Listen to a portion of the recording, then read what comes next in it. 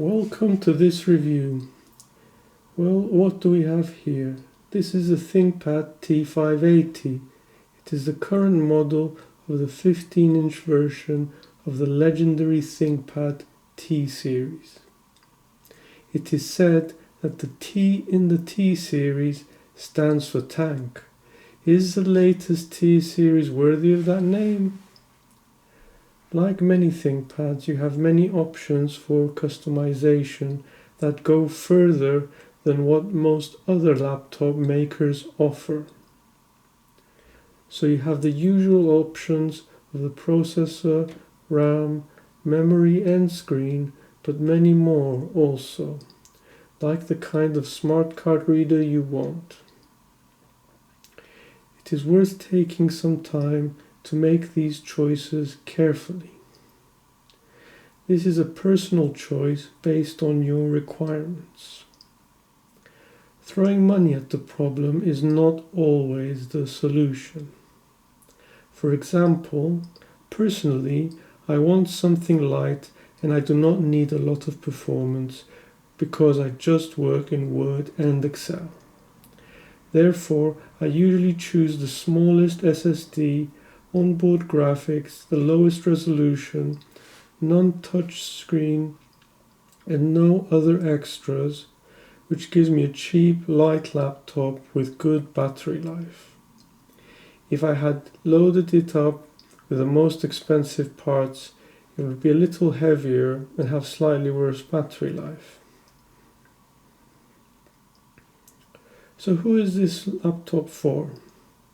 The T-series is targeted at professionals that are on the move a lot, but is a great option for many types of users. Typically, you are getting a laptop that has gone under stricter quality control than most laptops, is more rugged, has some higher quality parts like the fan, and is more robust.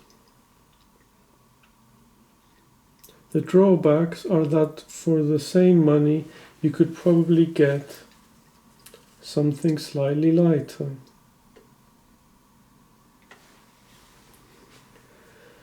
So why did I choose this laptop? Personally, I chose this laptop when I was a student because of the positive word of mouth, and I have stuck with it ever since. This is my third ThinkPad T-series. I am happy with the performance overall. The toolish style also appeals to me. It is not overly styled or gimmicky. So what do you get in the box? Well, the box is quite compact. Apart from the laptop and the charger, you get some leaflets and that's about it.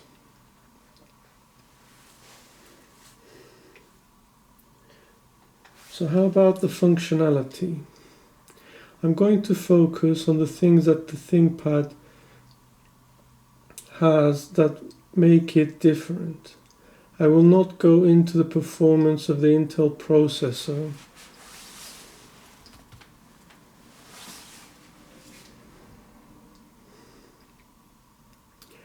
So I will not go into the performance of the Intel processor and the other parts that you find in most other laptops in this price range. The most exciting feature is the dual battery. There is one integrated and one removable battery. This has two main advantages. Firstly, when the battery ages, you can replace it. Secondly, you can have additional batteries and hot swap them for an extended range. It is good to have this. Furthermore, you get a spill-proof keyboard.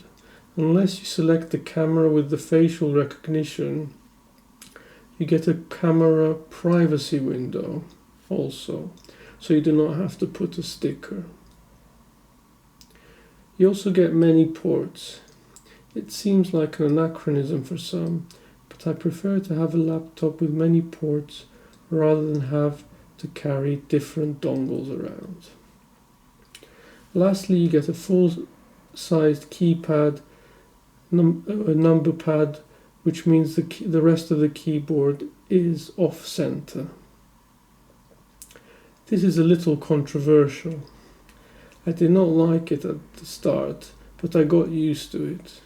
The full-sized keypad is useful and makes this a great laptop for people that work with numbers a lot. It might have been worth offering a centered keyboard as an option. So for functionality, I give it a score of 10 out of 10.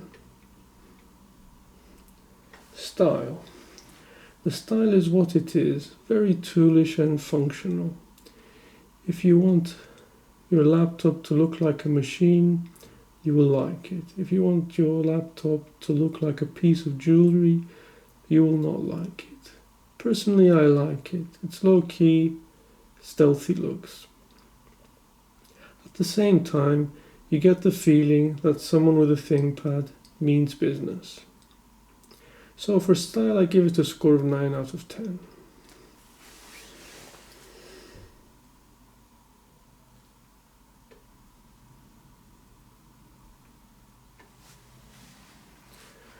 So, does this fill your batteries? Does this laptop make you feel good? What is the feel-good factor? For me personally, this laptop gives me a positive feeling. I love the keyboard and the joystick. Many people don't use it, but I like being able to navigate without moving my hands off the keyboard. So for the feel-good factor, I give it a score of 9 out of 10. So how about value for money? The value for money is good if you make the right selection and you don't load it up with things you don't need. So for value for money, I give it a score of 8 out of 10. So overall, I give it a score of 36 out of 40.